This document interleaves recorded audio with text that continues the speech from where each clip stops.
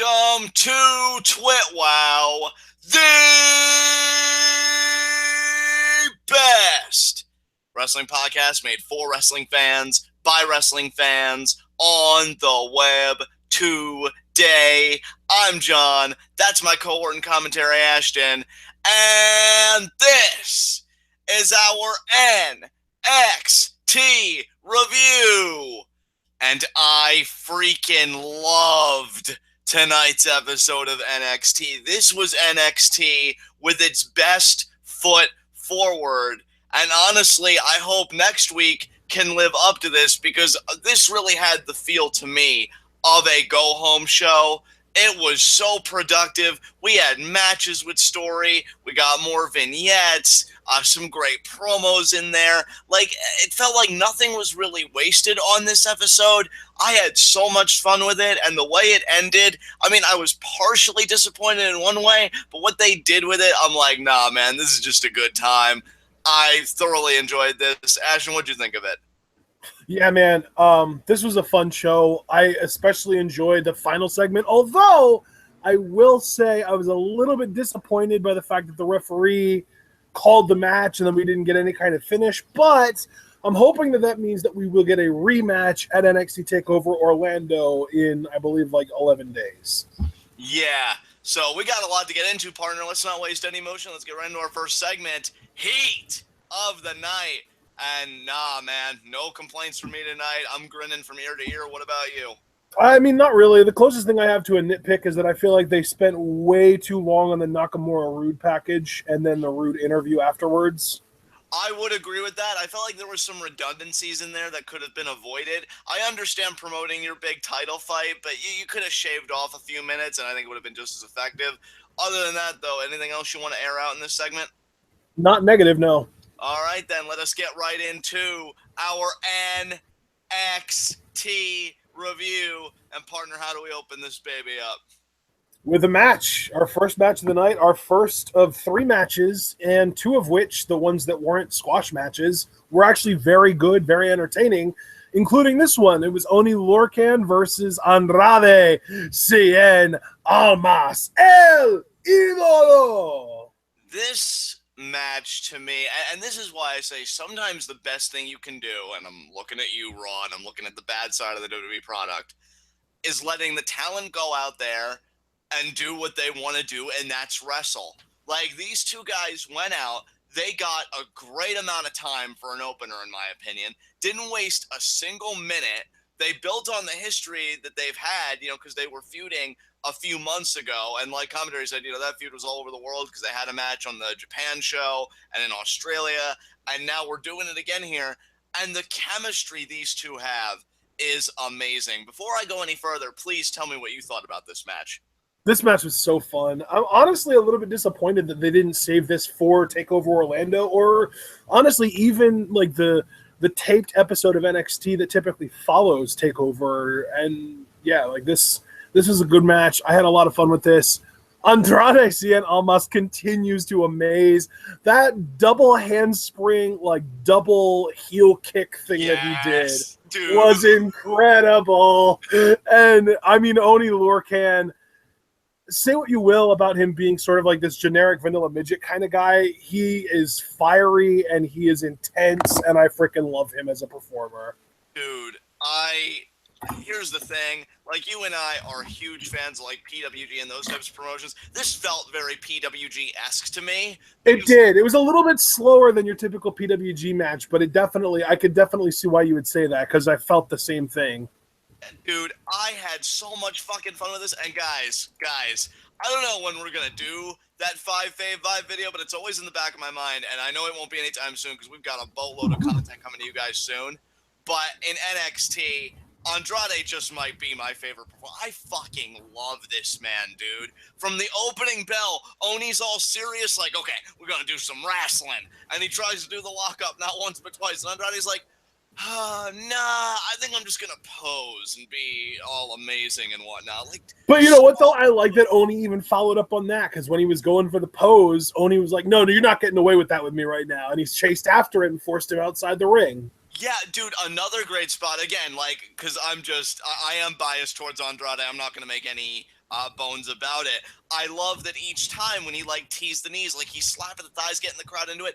First time it's a fake out. Oh, I'm just gonna slap him in the face. Second time, Oni's ready for it. He's got a counter. He's just gonna burst out of the corner. And then the third time he hits it, and it's such a great payoff because the crowd gets into it each time, and then finally when it hits, it's like, oh shit. I mean, this match even got "This is awesome" chants. Which the only sad thing about that is they came like a minute or two before the match ended, so there really wasn't much match left. But I mean, this crowd was hooked, dude. They had him in the palm of their fucking hands, and Andrade won. And given what we would learn later in the show, you could say even this match had narrative consequences because Andrade really looked good here, and him getting the win. I mean, like Nigel even said on commentary, wins and losses matter in NXT. That was a big win for Andrade because Oni took him to the freaking limit. This match was just art to me. I loved it. It was so good. So you know what's really interesting though, even though this was a great way to kind of progress the Andrade character and make him look strong because he picked up this win after a grueling battle. This whole feud has done wonders for Oni Lorcan because before he was just basically like a jobber that could put on good matches, and now he has a clean win over Andrade, and he took him to the limit when Andrade wasn't overestimating him. Exactly. I mean, underestimating him, but yeah. Right.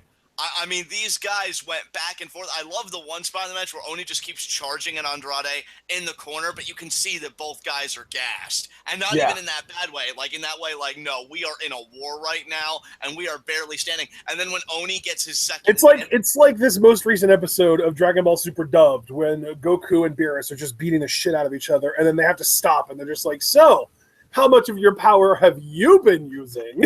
Exactly. And then when Oni gets that second wind and he does it again, and then he gets the half and half suplex, and Andrade kicks out. And I love too, and I gotta give credit to commentary for this because most of the time I'll bitch about commentary, but when they're good, I've got to single it out. They built up that half and half suplex so that when Andrade kicked out, it felt like a big deal. Because where did he get that from after the beating that Oni laid on him? Dude, everything about this match was fantastic to me. This is the fucking product I would love for 3 hours straight on Raw. But we have to take refuge in places like Lucha, SmackDown Live, and all those other ones. I love Johnny Gargano with my heart and soul, but I would love an Oni Lorcan, Tommaso Ciampa tag team.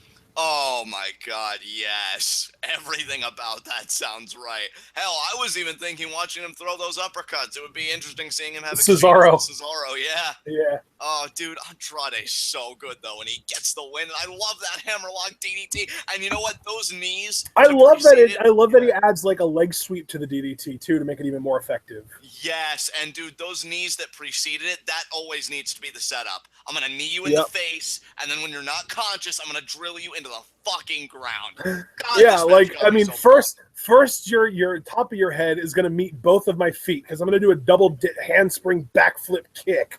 Then your face is going to meet my knees. Then your face is going to meet the canvas with the aid of gravity. Dude, I'm telling you, I know, and I keep having to say, and I saw Kid Coheed and Chad say, me and him share the same desire, because obviously I want him killing it wherever he goes, and obviously I'd love him on SmackDown Live, because I saw your reply to Coheed, but I just want Andrade to take over the fucking world, starting with that big X belt, because goddamn, man, fuck Bobby Roode.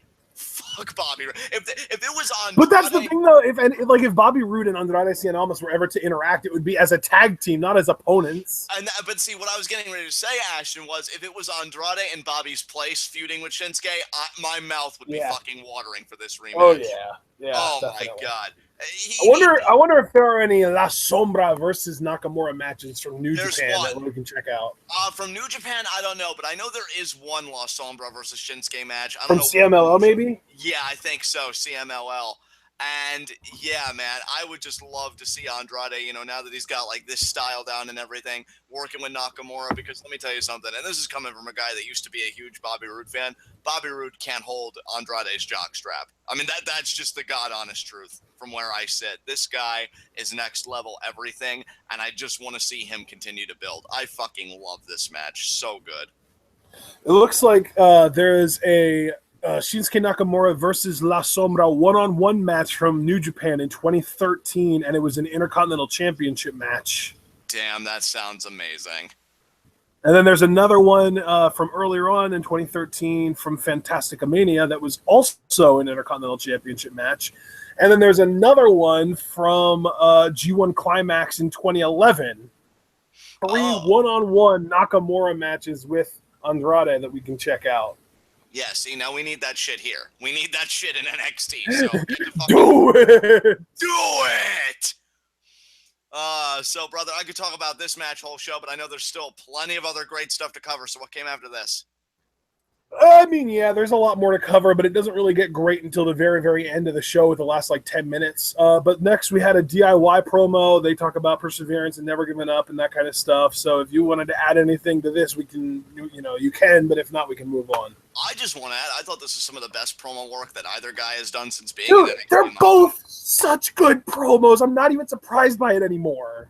I mean, I'm not surprised by it either, but I always want to commend good work, and they sucked me in, and I loved when they said, DIY is a movement, and it's a movement like anybody that ever paid to see us, or, when we were putting in the toil and the work, the emotion was genuine, the intensity was authentic, and the delivery was spot on. Great promo here from DIY. Absolutely. I love both of these guys, and honestly, I think the Cruiserweight division is not enough for them. I think these guys, if and when they do get called up, I want them to start out as a tag team, and then rather than worrying about doing it in NXT, you do the breakup angle on Raw or SmackDown, wherever they end up, and catapult one of them to being a mid-carder and the other one to being a main eventer, or just both of them as main eventers because they're talented enough to do that. Oh, bro, I completely agree with you, and that's precisely, though, what petrifies me about the Cruiserweight division and these guys fitting that mold, because we still haven't seen the Cruiserweights go outside that box. The only time we've really seen it, if you want to call it that, was Jack Gallagher. Well, I mean, Neville, but even before then, because now he's just been confined to it as the Cruiserweight champion, but I was going to say the Royal Rumble with Jack Gallagher entering. Yeah. Mixing up with guys like Jericho. We need more of that shit, because I'm telling you, guys like Neville, Gallagher, Alexander, Gargano, Ciampa, they need more. Honestly, this whole Sami Zayn, Braun Strowman angle that's been going on for the last few months that kind of cooled off recently. Right. Imagine if that was Gargano instead of Sami. Oh my God, that'd be stupendous. That'd be absolutely magnificent. Right? Yeah. It would be incredible. Absolutely. And that's why, I don't want them to have just one sandbox. I want them to have the whole playground because they're talented enough. And I just wish... this whole angle with Randy Orton and Bray Wyatt, and Randy Orton burning Bray's, sister's grave to the ground and everything? Yeah. Imagine if that was Tommaso Ciampa instead of Randy Orton. Yeah. I mean, psycho killer, It just freaking works. So we'll see what the future holds for them, but in the meantime, this promo really was fantastic. And that's all not only does it work character-wise, but I'm convinced we would get a much better match between Ciampa and Wyatt than we're going to get out of Orton and Wyatt. I mean, I expect Orton and Wyatt to really put on a great in-ring product, but I don't think you're wrong. I think Ciampa's next level. I mean, he knows what he's doing in there, as does Bray, and that would be a match. I mean, really to me, the difference is Orton, you know what to expect out of Orton. He's always going to put on a good match, but he's never going to put on an amazing match unless he's in there with someone better than him. Right. Whereas Ciampa, he's the guy that's going to be in there being better than Orton. He's the guy that goes above and beyond. He is, he is that next level. You know what I mean? Right, yeah, absolutely. I mean, he's not as big as Orton, but he's just as believable as a killer. Absolutely. Yeah, no doubt about that. Okay, up next we had an Aleister Black vignette. Getting kind of sick of these already. I'm guessing he's going to debut at the Takeover in Orlando. Well, we know he is because he's going to be facing Andrade Cien Almas. And that got announced later in the night. That's right. I forgot already. Yeah, I think it's going to be a tremendous match. You know what though? That means he's going to debut as a face. Yeah, it does. And I think it's going to be a tremendous match, one that if it gets enough time, and especially if it's the opener, it's going to be the perfect tone setter. My heart does kind of sink, though, because Andrade has a clinic with Oney Lorcan, and you think, oh, does this mean better things? And it's, oh, no. We're just building him up for this guy. Wait. So we'll see. But yeah, we know that he is going to debut at TakeOver Orlando. Should be a great match, so I am quite excited. Yeah. So then we got a recap of the whole Ember Moon, Billie Kay, Eclipse thing. They are really putting a lot of stock into this Eclipse finisher, and then we get right into our second match of the night. I didn't catch Asuka's opponent's name, but it was Asuka versus a local talent, I guess. Asuka versus her latest victim. Asuka versus Future Corpse. I see. It's funny to me, bro, that you said like things didn't really get great again for you until like the main event, because I really love this. Asuka is now fully committed to the heel role, and you and I kind of conjectured that last week with her promo, in her fancy dress, out by the pool in the sun and everything. But now we really see it in action, and it's fucking beautiful. She makes her entrance. She takes the mic. Ember, this is your fate, and kicks. No, she didn't say fate. She said head. This is your head.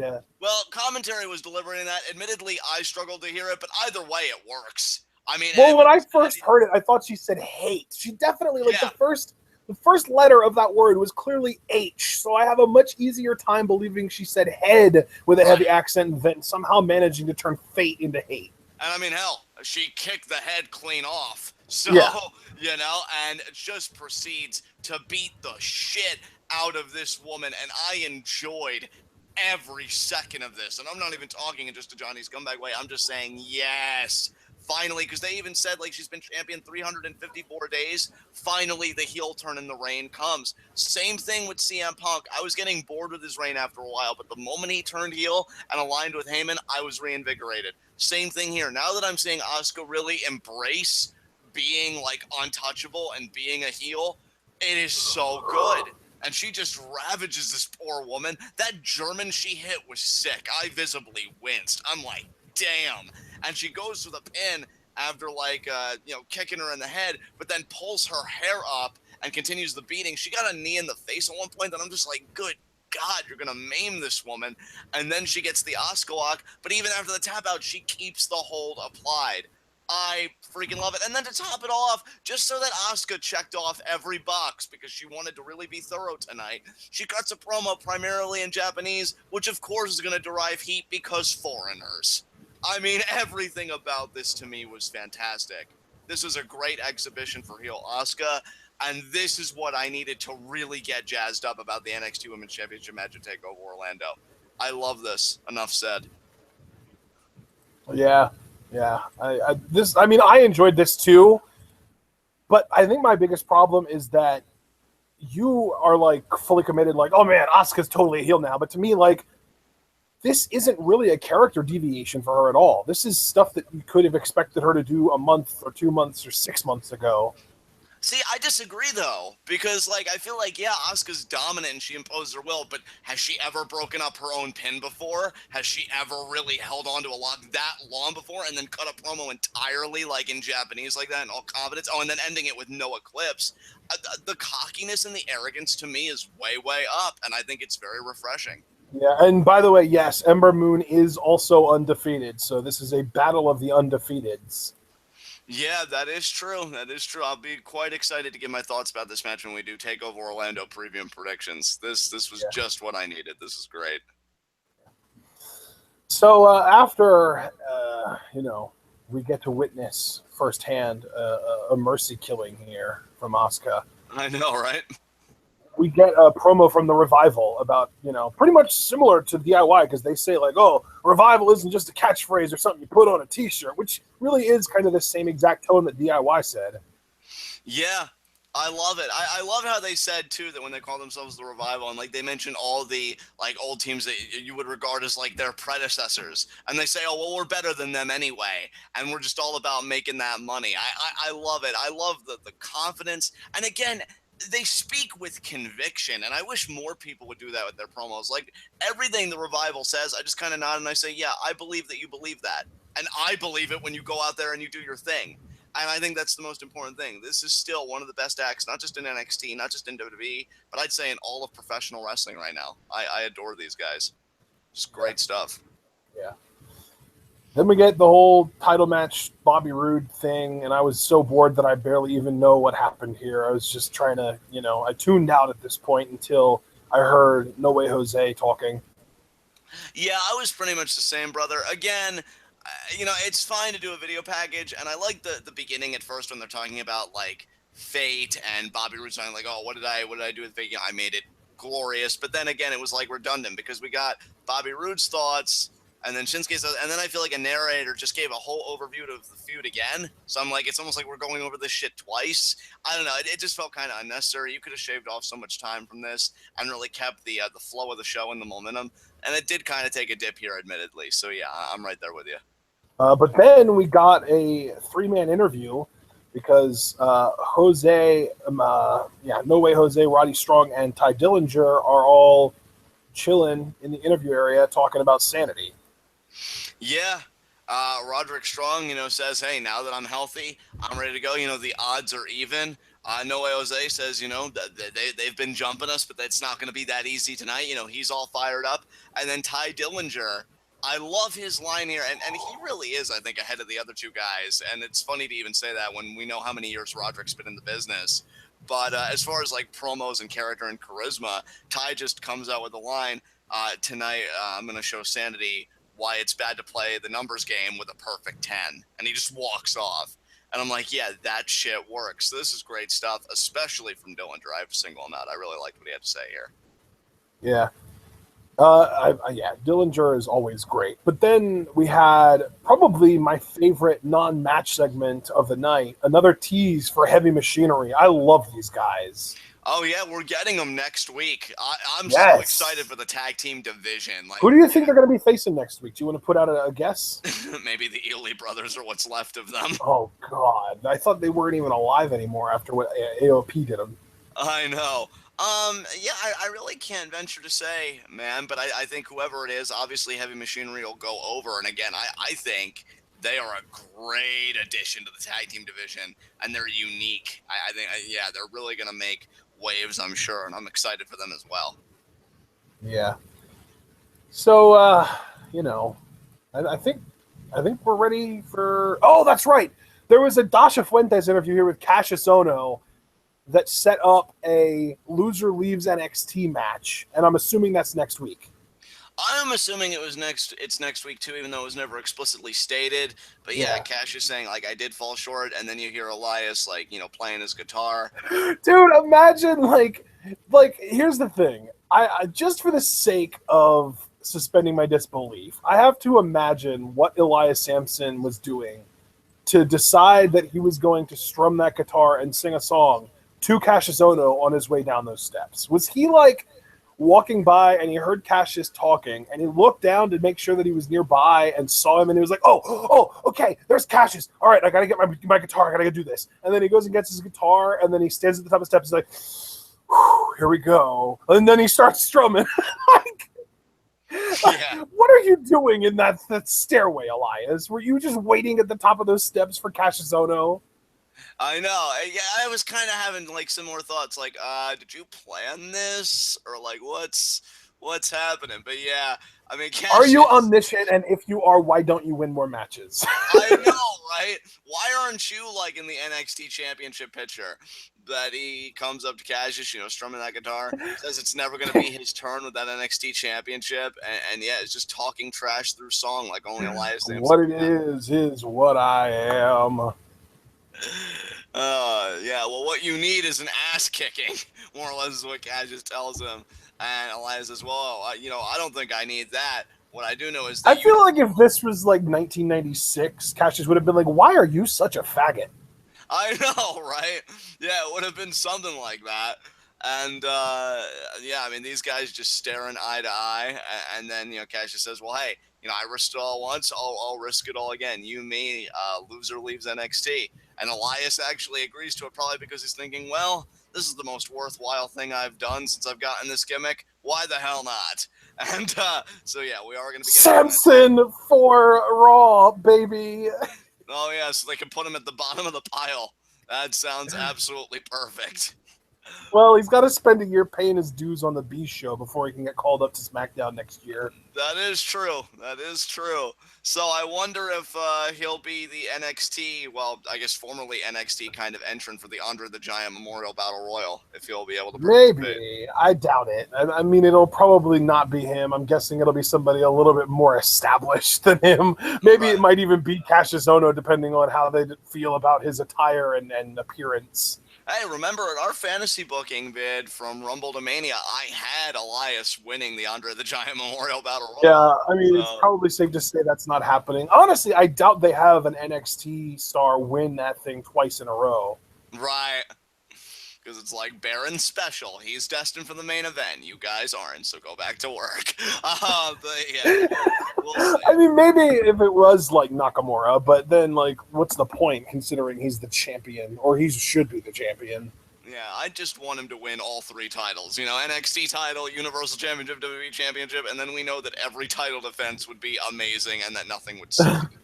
No. See, no, now you're getting greedy. We've got to keep the NXT title on someone in NXT. Give Nakamura the Raw title. Keep AJ Styles on SmackDown and give him that title. Then we have 3 different champions that can put on amazing matches. That is true. So I guess just give the NXT Championship to Andrade, seeing as how I've been literally pushing that forever. Or Ono would work too in NXT. He puts on great matches. Only after a heel turn then, because Nakamura's still babyface. So he'd have to turn, and then he'd beat Nakamura, and then we have our 3 amazing talents here. But Bobby Roode is the current champion, so he doesn't have to turn at all. Yeah, that is true. So I guess Cassius, it would work. You give him a rematch, and he actually gets it done this time. But regardless. We know that one of these guys is going to leave NXT. Gee, I wonder who. But that happens, so I guess now it's well, I mean, you never know. If Cassius Ohno does lose, it probably just means that he's getting called up. Yeah, that's true. That's true. I mean, maybe they won't waste any time this time. I mean, that is why he left the first time. He thought they were taking too long and calling him up. So we'll see. Yeah. So anyway, now we get to our main event of the evening and the best segment and the best match and the best everything, because we got an awesome debut that I'm going to talk about when we get around to it. Sanity versus Roderick Strong, No Way Jose, and Ty Dillinger. Yeah. I mean, what did you think about this match? I love Roderick Strong so much. I want him to be the NXT champion. I wouldn't go that far. He's all right.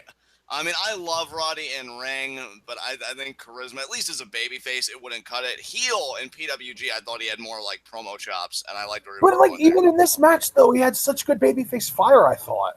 Oh, definitely. Like I said, his in-ring product is solid, but I think as NXT champion, I'm sorry, but if Sami Zayn, from a charisma standpoint, can get over as a babyface in NXT, Roddy's fine. Yeah, but then again, his NXT championship reign was incredibly short. I don't know. It really depends on how. Don't get me wrong. It was short, but at the same time, the difference there is that Roddy could turn heel mid-title run. And see, that's what would excite me. Because my conception is when you say Roderick Strong is NXT champion, I'm like, okay, well, I don't want it to be for a cup of coffee. If we're going to give it any longevity, he'd have to be heel. But again, as a babyface, his in-ring product is solid. It's perfect. He did great stuff in this match tonight. I really felt the energy from the babyface team, and I got to give credit to Sanity, particularly Eric Young. Told a great story there where Ty Dillinger really wanted to get his hands on him, but every time it just seemed like Eric Young found a way to duck out of the fight. So, I mean, I thought this match had a great story in it, had great energy, and didn't really like that the match got thrown out. But you know what? When they really just committed to the idea that this is a fight, really gave me goosebumps at the end. I quite enjoyed it. So I thought this was a fantastic main event in that regard. Yeah, I was disappointed when the match got thrown out just because I felt like it was just then starting to really kind of pick up and get interesting. And the ref was like, oh, this is too chaotic. I can't do this. And then he calls the match. And I was just like, wow, ref, really? You're bailing like this? And then it got even better, though, because then, Sanity got, the beatdown. But then it seemed like, who was it that kind of got the one-up on Eric Young? Who was that? Was it Ty? I think it was Ty. Yeah, Ty got the one-up on Eric Young, and he was about to deliver the tiebreaker, but then freaking Killian Dane came in with his senton and just blew it all up. Yeah, he did. And actually, Wait, but before that though, didn't Nikki Cross come in, which really is what That started no, the whole. that's right. Yeah, that's what it was. He was getting ready to hit the tiebreaker on Eric Young, and Nikki Cross came in, and then we got the debut of Heidi Lovelace in NXT. Oh, that's who that was. Yeah, well, in NXT, her name is Riot. Ruby Riot is her name in NXT, but you know her from the Indies as Heidi Lovelace, and she's awesome. And I actually heard rumors that WWE was going to contact her about coming in to work the women's tournament this summer anyway. So it's pretty cool that they just hired her outright. Oh, absolutely. That's awesome. Again, I mean, I'm liking the developments that NXT's having. They got a great main event pool, obviously. I mean, it's a who's who in the main event scene. Heavy Machinery debuting next week for the tag division. And now you got, what's her NXT name again? Ruby what? Ruby Riot. Ruby Riot for the women's division. That's great. And this again, what I love about this too is again, it makes narrative sense because who has consistently lately been the difference maker for Sanity? Nikki Cross, because she'll just jump up and just claw and just be kind of like a honey badger almost to anybody that's a threat to Sanity. Well, now you got Ruby Riot to negate that effect. And yeah, the baby faces actually stand tall in this fight, which I think is great. In fact, I like it even more because they had a debuting performer kind of give them the assist. I think it gives it that little bit of extra oomph rather than, oh, wow, we had more heart than the other guys and we stood our ground tonight. No, they understand it's a game of numbers, and it's just so smart to me. I like that these baby faces are intelligent. I don't know what the story's going to be next week, if maybe Ty Dillinger put in a call kayfabe-wise or whatever, or what relationships are going to be established here, but it's just nice to see that they're not being stupid about it, and yeah, we really do have a legitimately even playing field, and I hope we get an 8-person tag at TakeOver Orlando. I mean, I'd still love a tornado-style something with these great tag team matches, but yeah, I mean, let's get them all in the ring together and let's do this again because I loved what they did tonight. Yeah, man. I'm really excited about Ruby Riot. I think she's gonna go far. She's another one of these like indie girls that just knows how to work straight up. Like she's kind of in that same group as like your Billy Kays and your Peyton Royces and Nikki Cross and like that whole group. Like they're all kind of a part of the same generation. They all worked Shine. Another one that I know is now under WWE contract that's going to show up in NXT soon is Princess Kimberly. I know you're aware of her. Yes. Yeah, man. And then like they signed that Amazon woman that used to be like 300 plus pounds. The one that was Rosie Lotolove in TNA. Do you remember her at all? No. Dude. She's 6'1", and she was like 300 plus pounds for a really small stint in TNA. And like she really wasn't good. But then she lost over 100 pounds. She's down to under 200 pounds at 6'1". She looks amazing, and she's improved in the ring, and WWE picked her up. She's 32, so she's a little on the older side for NXT, but she's got a great look. She's huge, like height-wise now, not like wide the way she used to be, and she's much better in the ring. So they're probably gonna. Honestly, it wouldn't surprise me if they would kind of push her through the system pretty quickly because of her age. But Heidi Lovelace, Ruby Riot is only 26, so Beautiful. they might give her a bit of a run. And bro, I mean, of course, the signings that everybody's kind of talking about in chat, Kairi Hojo and everything. Oh yeah, she's I mean, doing thankfully, so far, cross your fingers, Io hasn't signed yet, but Kairi has. Yeah, we know Kairi has, which is why I mentioned her. I wasn't even going to look at Io Shirai because, yeah, she's probably going to stick around if I had to guess. But, I mean, who knows? That WWE money and that, WWE platform is alluring to many people, clearly, because they're signing a who's who at this stage of the game in all divisions. But, yeah, the women's division, I think, is really close to that next renaissance that we've been kind of hoping for. And, I wonder if they're going to announce the Women's Classic on like March 31st, just to be like, ladies and gentlemen, we know it's the end of the Women's Appreciation Month or Women's History Month, but we aren't prepared to stop honoring women. So this summer on May 14th or whatever the date is, we'll be holding our Women's Classic. Yeah, I could see them saying, all throughout March, we've been remembering women's history, but now this May, we're going to be making women's history. Exactly. Yeah. And it wouldn't be March 31st because that's the Friday. It would be like March 27th on Raw, like this coming Raw. Yeah, exactly. And now, Or now I'm you gonna know be on what? the They might lookout for even that wait until Women's History Month is over and just be like, you know what? We've been celebrating women's history for the last 4 episodes of Monday Night Raw. Let's keep it up and let's look to the future. Here's the Women's Classic. Exactly. So, yeah, great main event, great way to close it out, and just a really fun episode of NXT. I want more of this, please. This is great. Oh man, no. I mean, I saw Kid Coheed in chat said the Mae Young Classic. I don't think they're going to name it off of anybody because they didn't call the Cruiserweight Classic like the Chris Jericho Classic or anything ridiculous like that. So Yeah. they're not going to name it. They're just going to call it the WWE Women's Classic, if I had to guess. But yeah, it's something that was actually rumored, I think, back in like August, and it hasn't happened yet. But I guess now it's happening in May. So. Right. So, any more thoughts you want to share about this main event and just NXT on the whole before we get to our next segment? Dude, I mean, we mentioned Heidi Lovelace. I feel like she stole the show here. She showed up. She beat the hell out of Nikki Cross. She evened the odds. And yeah, I'm with you. I want a 4-on-4 intergender match, or I guess it would be a mixed tag match because it's only intergender if the women are allowed to interact with the men, and it's NXT, so that won't happen. But a 4-on-4 mixed tag match would be really fun. And I mean, really just having Nikki Cross up on the apron and not able to like run around on the outside and run interference would be like a step up from what they've been doing. Oh, absolutely. I completely agree. Let's hope that we do get that. But with that said, let's move on to our next segment, high spots and low shots. And let's see, I got to say, my low shot is, well, whoever Asuka's opponent was tonight. We don't know her name, but you called her Future Corpse, and that works for me. She got utterly destroyed here. I think all the biggest offensive maneuver she got was a slap, which was greeted with "you fucked up" chants. So yeah, she's my low shot. Rough night for her. Oh my god, that's so messed up. Yeah, and so beautiful.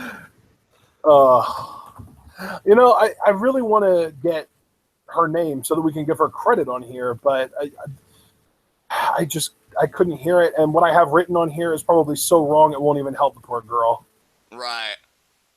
Because I have written Priscilla Truvega, but I doubt that's it. Right. So who's your low shot? Oh yeah, I probably should have been thinking about that. My low shot is Bobby Roode because he was the most boring part of this entire show. Hey, no arguments here. My high spot, Andrade Cien Almas. Because, he had the match with Oney Lorcan and he cut a little promo on Aleister Black, saying that, he is going to beat him at TakeOver Orlando. So he was featured, I think, in a big way because his match got time. He won that match and it was legitimately competitive. And he got to talk, and they're just looking at Andrade as that reliable hand to churn out a great match. Not exactly where I want him to be when I feel like he should be main event bound, but I'll take it for now. And yeah, Andrade is my high spot because he's just brilliant, plain and simple. Who's your high spot? Oh, here we go. We have, thanks to Teen Talk Wrestling in chat, we have Asuka's opponent tonight she's actually in TNA now with the new version of LAX known as Angel Rose. Tonight she went by Priscilla Zuniga. So I was actually kind of close. Indeed you were. Indeed you were. So yeah, Priscilla. Oh, I mean, you gave your high spot to Andrade. I'm going to give my high spot to Heidi Lovelace, a.k.a. Ruby Riott, because her debut tonight was awesome and it made me happy. Hey, man, no further argumentation needed. With that said, are there any concluding remarks? Yeah, I mean, you've got to admit that arm grab enziguri that she did was sick, and she had some pretty ridiculous snap on that too. Yeah, she did. No, her debut was great. I don't blame you one bit for making her your high spot. And I think that works. And again, if it made you happy, that's the most important thing. Hey, that's why I picked Andrade. He always makes me happy. So, speaking of happiness, let's punctuate this really fun NXT, this really fun NXT TWitWoW. Do you have anything else you want to say before I take us home? No, sir. I'm good to go. And I want to thank everybody in chat. And hopefully you guys all enjoyed our thoughts on this show. Absolutely. With that said, this has been NXT. This has been TWitWoW. The best wrestling podcast made for wrestling fans, by wrestling fans, on the web today. I'm John. That's my co-owner and commentary, Ashton. Guys, be sure to comment, subscribe, and like the video if you haven't already. We've got 5 likes so far. If you have not yet given a like to this video and you genuinely enjoyed yourself, please do so on your way out. That helps our video become the top NXT review on YouTube the more likes we get. So let's fuck with their algorithm and show your support for TWitWoW. As far as all of our media and everything we are associated with, you can find all of that in the description box. So please, if you're curious about where to find us or what we have our hands in, please look in the description box because everything is there. Now, for the big part, because I'm going to run down, the rest of this week. The 2 big things that we have left. We've done our Raw review, we've done SmackDown live reactions, and you've just heard our NXT review, and we did Lucha Rewatch earlier in the day. Tomorrow, we have got New Japan Cup live reactions. And partner, I wanted to ask you very quickly, when can our audience expect us to go live with those live reactions? Well, assuming we don't have the same technical problems tomorrow that we had today, 3 p.m. Okay. Eastern time. 3 p.m. Eastern time. If Mother Nature can get her shit together, that's when you can expect us to go live. So yeah, 3 p.m. Eastern time will be the New Japan Cup Finals. Live reactions, gonna be great. I'm so excited for this. And then Sunday, we have got a Patreon request coming. WrestleMania 20. Thanks to Jarvis Carter for that one. I know he'll be psyched to hear our thoughts about that show. I'm psyched to give them. And that would also be, Ashton, 3 p.m. Eastern time? Or no, because we're going to be watching the show and then reviewing it. So that'll be, what, 8 p.m. Eastern time? Yeah, we'll say 8. It'll be either 6 or 8. We'll make a decision between now and tomorrow and let everyone know tomorrow. Absolutely. Okay, guys, so be on the lookout then tomorrow when we're doing our New Japan Cup Finals live reactions. It'll either be 6 p.m. or 8 p.m. Eastern time that you'll join us. You know what? Let's chalk it up to 8 p.m. because that's a longer show. That's like a 4-hour show. We're going to have to get on earlier than usual anyway. So let's say 8. Yeah, 8 works. All right, guys, and you heard it here. 8 p.m. Eastern time, you can join us for our WrestleMania 20 review on Sunday. Again, Thursday, that is the New Japan Cup Finals. That is 3 p.m. Eastern time. We'll be, banging that out. So those are the 2 big pieces of content that you can expect for the remainder of this week. And then getting into next week, it's TWitWoW Mania. But we'll get more into that when the time comes. But for now, guys, you've heard everything here. Actually, wait, one more thing. Almost forgot. Q&A, of course. Of course. Now today is March 22nd. You have got 9 days. Q&A last Friday of every month. This month it is March 31st. This is Q&A number 9. Now you guys can submit questions, commenting on our YouTube videos. Go into our Facebook page and inboxing us. And if you do visit the page, please give a like to it. On Twitter, I have a pinned tweet specifically for Q&A questions to be submitted, or if you think it's cleaner for you to do, you can DM me. Same thing with Ashton. You can DM him your questions or tweet them at him. And so, there's no reason why you should not submit questions for Q&A or that you can't. Please get them in. The cap is 4 questions now. We moved it up 1 from the last Q&A. You can now ask 4 questions, and you can divide them up any way you see fit. So that is truly the last plug. Q&A number 9 coming in 9 days. My God, guys, TWitWoW Mania is going to be insane. But until then, guys, tune in and peace out.